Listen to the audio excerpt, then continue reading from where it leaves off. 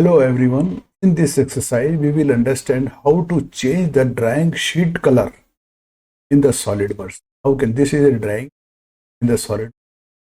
To change the color, we go on the top side option color. Here is the you find the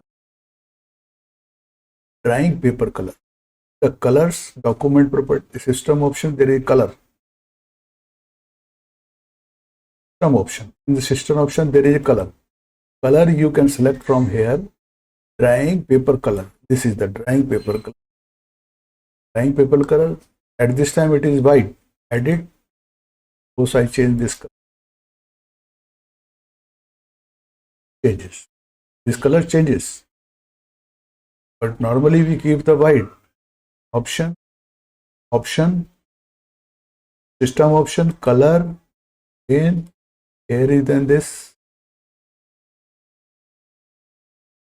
The drawing paper color. Let's edit. White. In this way, we can change the drawing sheet color. I hope you would have enjoyed this exercise. Like, share, and subscribe my this channel. Thank you. Thank you very much.